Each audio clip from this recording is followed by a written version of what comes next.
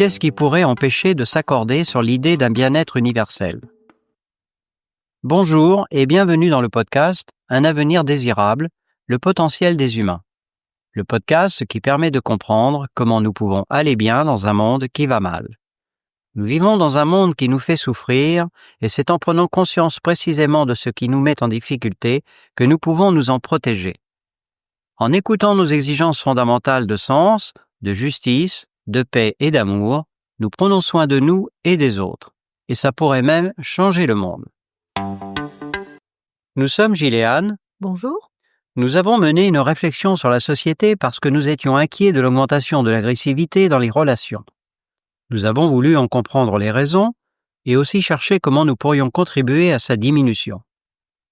Dans l'épisode précédent, nous avons montré comment le système actuel délétère, puisque renforçant la rivalité, pourrait devenir un système vertueux grâce à la généralisation de l'apparentement.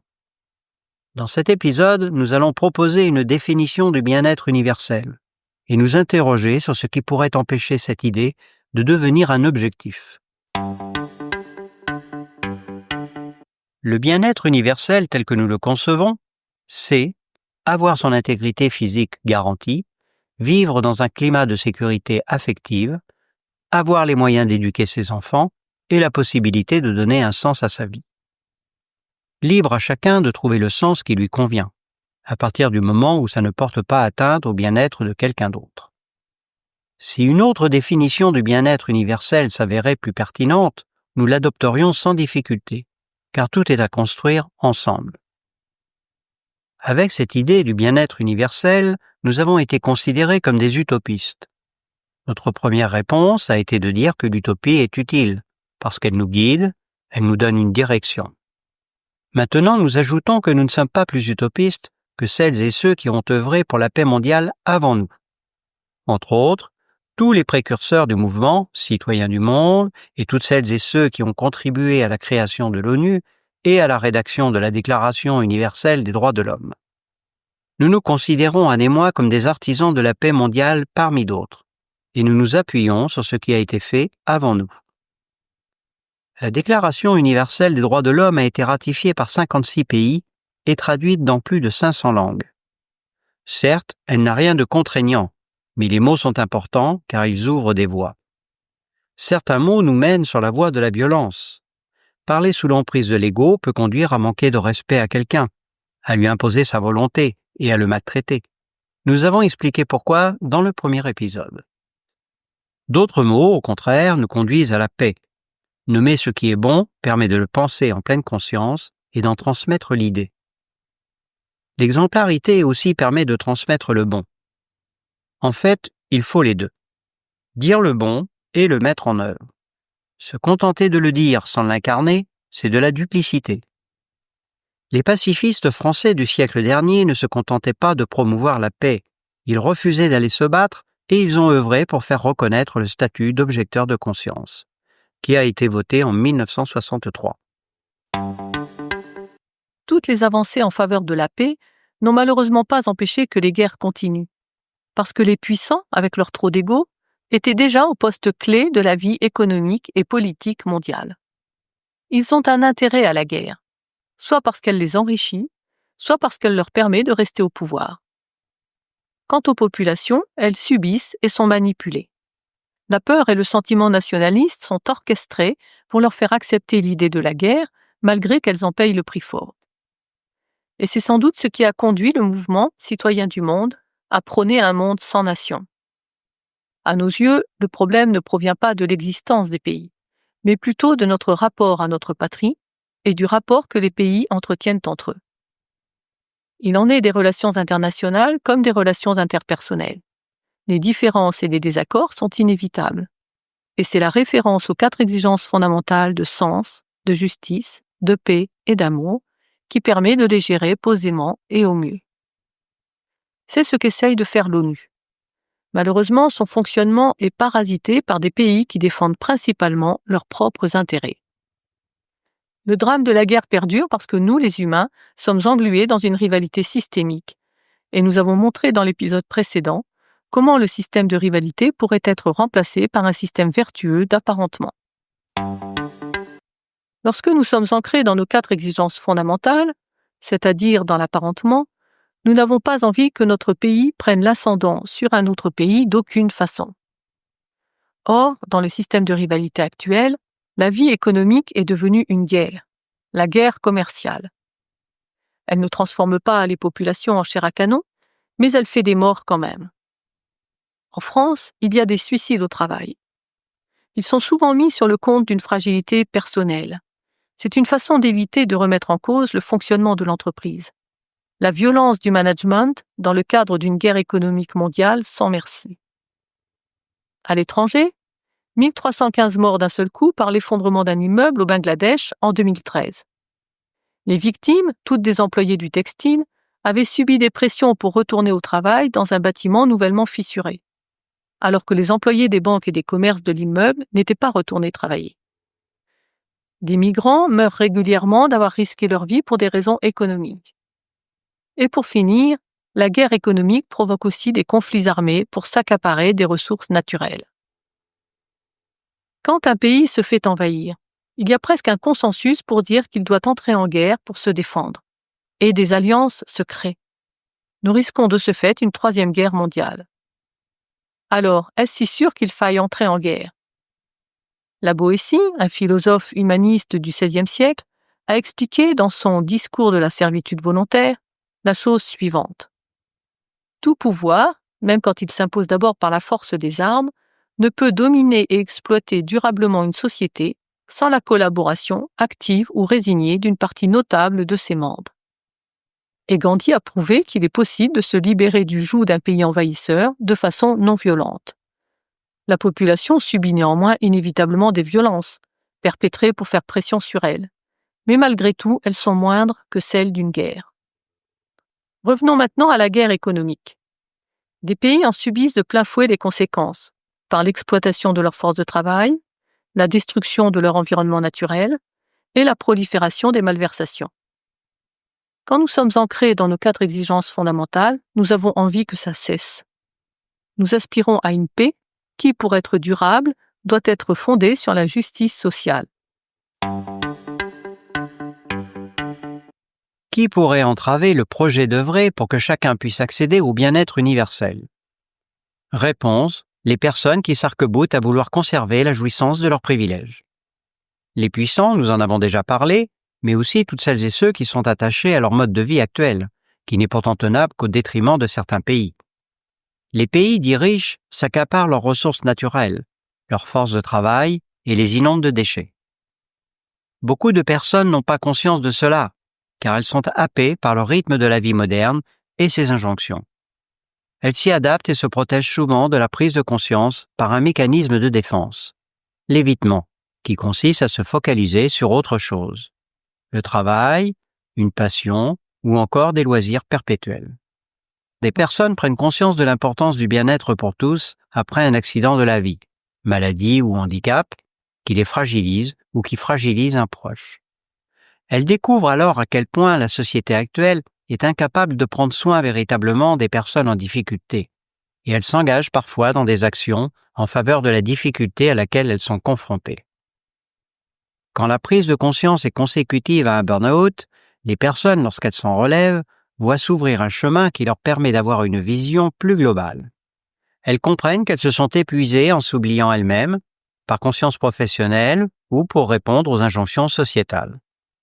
Elles se réapproprient alors ce qui leur est essentiel, avoir un rythme de vie soutenable, pouvoir être soi authentiquement, avoir des relations apaisées et nourrissantes, faire des choses qui ont du sens et se sentir utile. Au regard des 4 exigences fondamentales, chacun est légitime à souhaiter cela pour lui-même, pour ses proches et aussi pour tout un chacun. L'idée du bien-être universel est une évidence. Quels sont les arguments qui pourraient être avancés par celles et ceux qui s'opposeraient à l'idée d'un bien-être universel ? C'est une idée utopique. Nous avons déjà répondu partiellement à cet argument. Continuons en posant une question à notre contradicteur imaginaire. Utopique ou pas, est-ce que le bien-être universel est une bonne idée ? Oui ou non ? Et sinon, pourquoi ? Le bien-être universel est un vœu pieux, impossible à réaliser à cause de la nature humaine, parce que l'homme est un loup pour l'homme. C'est loin d'être une vérité absolue, c'est même parfois l'inverse. L'humain est capable aussi d'être empathique et altruiste, et même parfois héroïque, parce qu'il porte en germe le pire et le meilleur. Il doit alors choisir ce qu'il veut cultiver pour lui-même et socialement. Il y a des dominants et des dominés chez les animaux, donc les comportements de domination sont naturels et inévitables. Certes, il y a des animaux dominants, mais nous, les humains, allons bien au-delà. Nous cultivons les abus de pouvoir et transmettons le pouvoir de la domination à des héritiers. Il est impossible que tous les pays se mettent d'accord. Mais si, c'est possible. La preuve, il y a un précédent. Tous les pays, sans exception, ont adopté le PIB, produit intérieur brut, comme outil de mesure de leur économie. Donc, c'est possible. Pensez-vous, cher auditeur, à un autre argument qui pourrait être invoqué contre l'idée du bien-être universel? Si oui, n'hésitez pas à le marquer en commentaire. Ça nous intéresse vraiment. Et ça intéressera certainement les autres auditeurs. Il nous a été dit parfois que c'est à nos gouvernants d'enclencher le changement de modèle de société et aussi qu'il faudrait d'abord changer les institutions. Alors, le changement doit-il venir d'en haut ou d'en bas? Cette question est parfois comparée à celle de la poule et de l'œuf. Pourtant, notre problème est d'un autre ordre. Du côté de la poule et de l'œuf, c'est la question de l'origine qui est posée. Qu'est-ce qui était là en premier, l'œuf ou la poule? Alors que notre problème est celui du changement. Vouloir passer d'un système de rivalité à un système d'apparentement et de paix nous met chacun face à un choix, une responsabilité. Prenons 2 exemples tirés de l'histoire. En 1944, alors que les troupes alliées avançaient vers Paris, le général allemand Volk-Coltitz a reçu l'ordre de bombarder Paris pour détruire la capitale. Mais il ne l'a pas fait, il a préféré capituler. À l'inverse, aux USA, en 1945, le président Truman a choisi de bombarder Hiroshima et Nagasaki avec des bombes nucléaires, alors que des pourparlers de capitulation étaient en cours avec le Japon. Que s'est-il passé dans la tête et dans le cœur de ces 2 hommes avant de prendre leur décision? Nous sommes tous confrontés à des choix, qui n'ont certes pas la même portée, mais qui sont tout de même déterminants pour faire aboutir la dynamique de changement vers la paix et le bien-être universel. C'est quotidiennement que nous avons à choisir entre agir d'une façon égoïste ou par orgueil et agir au regard de nos 4 exigences fondamentales de sens, de justice, de paix et d'amour. C'est un choix personnel, indépendant de ce que font les autres, y compris nos gouvernants, et qui n'est pas conditionné à un changement des institutions. C'est par la généralisation de l'apparentement que nous élirons des gouvernants qui incarnent leurs 4 exigences fondamentales et qui prendront donc des mesures appropriées pour faire évoluer les institutions. Elles contribueront ainsi à pérenniser la paix et la justice sociale. Les personnes qui persisteront malgré tout à agir pour leurs seuls intérêts seront limitées par de nouvelles lois. Ces dernières, les lois, s'appuieront sur les 4 exigences fondamentales, ce qui les rendra plus faciles à interpréter pour les juges et plus difficiles à contourner. Actuellement, le principe en droit est que tout ce qui n'est pas interdit par la loi est autorisé. Or, il est impossible de tout prévoir. De plus, il faut du temps pour faire évoluer la loi, alors que la société évolue vite, ce qui permet aux personnes qui veulent contourner la loi d'en chercher les failles. Elles payent, le cas échéant, des juristes pour le faire. Résultat, des actions injustes peuvent être légales, comme par exemple des poursuites pour diffamation ou pour d'autres motifs juridiques visant à dissuader des médias indépendants d'enquêter sur d'éventuelles pratiques répréhensibles. Il nous a été dit parfois qu'il est impossible de distinguer ce qui est juste de ce qui ne l'est pas, parce que c'est une question de point de vue, chacun pouvant voir la justice à sa porte. C'est vrai si l'on considère la justice comme une notion isolée, mais elle est indissociable des 3 autres exigences fondamentales de sens, de paix et d'amour, au sens large de l'amour d'autrui qui fonde l'empathie. De ce fait, il est facile d'identifier ce qui n'est pas juste. Les très jeunes enfants le savent intuitivement et posent des questions à ce sujet. Par exemple, pourquoi il dort sur le trottoir, le monsieur? Ils n'ont pas acquis intellectuellement les notions de bien-être universel et de justice, mais ils les ressentent naturellement. Pour conclure, commençons par une citation d'Albert Jacquard, généticien et philosophe français, qui a exprimé d'une façon très synthétique notre approche. Il a dit ceci: « À partir du moment où l'on estime qu'il n'y a pas de hiérarchie entre les hommes, on ne peut accepter que les conditions de vie de certains soient misérables. » L'apparentement, du fait qu'il conduit à s'accorder avec les autres d'égal à égal, à préférer la paix à la guerre, la coopération à la compétition sociale, la joie du partage à la jouissance de privilèges, conduit aussi à adhérer à l'idée d'un bien-être universel. Cette idée pourrait devenir un objectif grâce à la généralisation de l'apparentement. Nous avons vu dans l'épisode précédent que cette généralisation pourrait être assez rapide du fait que les 4 exigences fondamentales sont universelles. Quand un changement est porté par la population, il revient aux personnes qui gouvernent de prendre les mesures les plus appropriées pour le mettre en œuvre. L'action politique qui vise à organiser le vivre ensemble est présente à tous les échelons de la vie politique du pays, et même dans les associations et les collectifs. Malheureusement, les instances décisionnelles sont souvent parasitées par des personnes qui agissent sous l'influence de leur ego, de manière parfois autoritaire, mais le plus souvent manipulatoire, créant des alliances de circonstances qu'elles brisent facilement au gré de leur intérêt. Tout cela discrédite l'action politique et c'est bien dommage. Alors, comment réhabiliter la politique? C'est le thème que nous aborderons dans le prochain épisode avec notre invité Julien. Nous espérons que cet épisode et le précédent, sur le système, vous permettent d'entrevoir la globalité de notre raisonnement. Nous sommes partis d'une problématique psychologique, l'augmentation de l'agressivité, et nous arrivons à la problématique sociétale. Tout simplement parce que nos intentions sous-tendent nos actes et que nos actes créent le monde. Merci à vous, chers auditeurs, pour votre écoute et n'hésitez pas à nous faire part de vos remarques. Si vous voulez contribuer à la diffusion du podcast, parlez-en à des proches qui pourraient y être sensibles. Merci et à bientôt, au 10 octobre.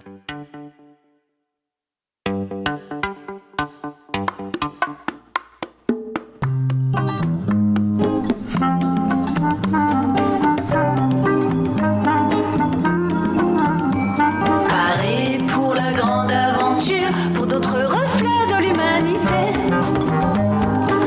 Loin des vents cruels, perturbant nos rêves, nous partirons troquer nos armures sans cailloux dans nos souliers. Pour continuer à danser, un vent nous guide et nous entraîne, dissipant les ombres et la noirceur du monde, pour triompher du pire, gagner le meilleur. Au jardin des espérances, nous traversons avec aisance, actionner l'aiguillage, tout remettre à la page, offrir notre plus belle fréquence sonore. Sens, justice, paix, amour. Sens, justice, paix, amour. Au jardin des espérances, nous traversons avec aisance, actionner l'aiguillage, tout remettre à la page et s'unir pour de plus belles fréquences sonores. Sens, justice, paix, amour. Sens, justice, paix, amour. Sens, justice, paix, amour.